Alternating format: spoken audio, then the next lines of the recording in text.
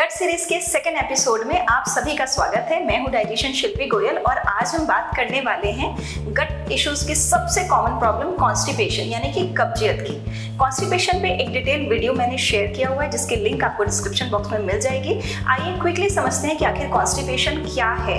Constipation यानी कि हफ्ते में 3 से भी कम बार स्टूल अगर पास हो रहा है, अगर स्टूल पास करने में बहुत परेशानी है, हार्ड स्टूल है, तो इस प्रॉब्लम को कॉन्स्टिपेशन कहा जाता है। कॉन्स्टिपेशन की वजह की अगर बात करें तो 2 कैटेगरी में डिवाइड किया गया है, प्राइमरी वजह और सेकेंडरी वजह।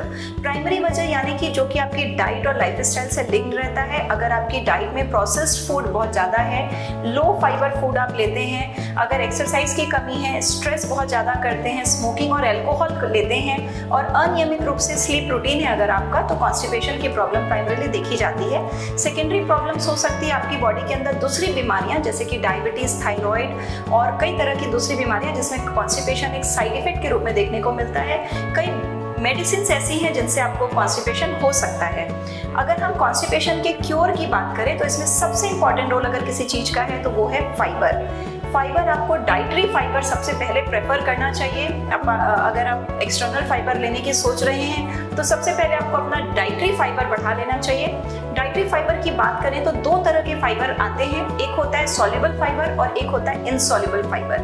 हमारी जो डेली रिक्वायरमेंट होती है फाइबर की वो होती है 25 से 30 gram fiber. Maximum number of people हमारे अपनी डाइट में इससे काफ़ी कम फाइबर लेते रहते हैं। सॉल्युबल फाइबर वो फाइबर होता है जो हमारे स्टूल के बल्क को बढ़ाता है, क्योंकि सॉल्युबल फाइबर वाटर सॉल्युबल होता है, पानी को एब्जॉर्ब करके स्टूल के ओवरऑल कॉम्पोजिशन को बढ़ा देता है। वहीं दूसरी तरफ इनसॉल्युबल फाइबर गट मोटिलिटी में हेल्प करता है, यानी कि जितना भी वेस्ट मटेरियल है उसको फटाफट से गट में से क्लीन अप करने में मदद करता है। सॉल्युबल फाइबर के एग्जांपल होता है ओट्स, बार्ले, आपके जितने भी तरह के मिलेट्स होते हैं, देन कैरेट, एप्पल और सीलियम हस्क जिसे हम इसबगोल भी कहते हैं। वहीं दूसरी तरफ इनसॉल्युबल फाइबर के एग्जांपल है जितना भी फाइबर हमारे प्लांट बेस्ड फूड में मौजूद है, वो फलों के छिलके, सीड्स एक्सेट्रा। कॉन्स्टिपेशन से निजात पाने के लिए फाइबर आपको डाइट में ही बढ़ाने की जरूरत है। इसके लिए सबसे अच्छी टेक्निक है कि आप जो भी मील लेते हैं उसमें 1/4 यानी कि 25% हिस्सा, 25 से 30% हिस्सा आपका वेजीज का होना चाहिए, क्योंकि प्लांट बेस्ड फाइबर आपके लिए बहुत ही ज्यादा काम का होता है।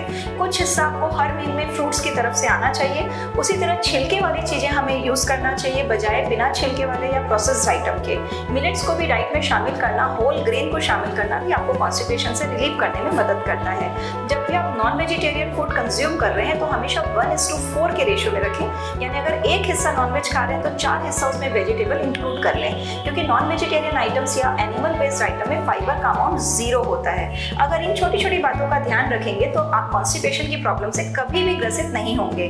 लेकिन कई बार हमारी बॉडी में कॉन्स्टिपेशन से हमें इमीडिएट क्योर पाना रहता है, जिसके कारण हम एक्सटर्नल लैक्सेटिव्स को भी इंट्रोड्यूस करते हैं। तो अगर एक्सटर्नल लैक्सेटिव्स को आप इंट्रोड्यूस कर रहे हैं तो अगेन उसमें 2 तरह के लैक्सेटिव्स होते हैं। एक होते हैं हर्बल या आयुर्वेद बेस्ड लैक्सेटिव्स और दूसरे होते हैं मेडिकेटेड या मेडिकल से प्रिस्क्राइब किए जाने वाले लैक्सेटिव्स। हम क्विकली आज उनकी भी बात कर लेते हैं। अगर हम हर्बल या आयुर्वेदिक लैक्सेटिव की बात करें तो उसके एग्जाम्पल होते हैं हरड़, त्रिफला, सीलियम हस्क, उसके बाद सेना के पत्ते। तो ये सभी हमारे हर्बल या आयुर्वेदिक बेस्ड मेडिसिन हैं। इनका कोई साइड इफेक्ट नहीं होता, पर इनके जो फंक्शन होते हैं वो 3 बातों पे आधारित होते हैं। अगेन एक होते हैं जो बल्क बढ़ाते हैं स्टूल का, दूसरा टाइप का होता है फाइबर जो कि स्टूल को सॉफ्टनेस का काम करता है, और तीसरे तरह के जो फाइबर लैक्सेटिव्स होते हैं वो गट मोटिलिटी को बढ़ाते हैं। जैसे जो सेना के पत्ते होते हैं वो गट मोटिलिटी को बढ़ाने का काम करते हैं। लंबे समय तक अगर इन चीज़ों को यूज़ किया जाए तो हमारी जो नेचुरल मूवमेंट है हमारे गट की वो अफेक्ट हो जाती है, इसलिए लंबे समय तक किसी भी लैक्सेटिव को लेना सलाह नहीं दी जाती है। अगर हम मेडिकल लैक्सेटिव्स की बात करें तो डल्कोफ्लेक्स नाम का जो दवाई है वो अक्सर प्रिस्क्राइब की जाती है। इसमें भी वही गुण होते हैं जो गट मोटिलिटी को जल्दी से क्लियर आउट करने में मदद करते हैं। लंबे समय तक आप इसका यूज ना करें। तो अगर हम ओवरऑल बात करें तो इन शॉर्ट अगर हम फर्स्ट लाइन ऑफ ट्रीटमेंट की बात करें कॉन्स्टिपेशन के लिए, तो सबसे पहले आप अपनी डाइट और लाइफस्टाइल को ठीक करें। समय पर सोना, समय पर उठना, स्ट्रेस फ्री रहना, एक्सरसाइज रोजाना करना, अपनी डाइट में नेचुरल चीज़ों को शामिल करना, ये सबसे ज़्यादा इंपॉर्टेंट कहा जाएगा। तो इस तरह से अगर आप ध्यान दें तो आप कॉन्स्टिपेशन से परमानेंट निजात पा सकते हैं, क्योंकि अगर कॉन्स्टिपेशन की प्रॉब्लम आपको लंबे समय तक बनी रहती है तो बॉडी के अंदर वो बहुत सारी बीमारियों को पैदा कर देता है। तो ये जो वेस्ट मटेरियल है ये आपकी बॉडी से क्लियर आउट होना बहुत ही ज़्यादा ज़रूरी है। ये आपकी स्किन, आपकी पर्सनैलिटी और आपके मेंटल स्टेटस से भी रिफ्लेक्ट होता है। Thank you.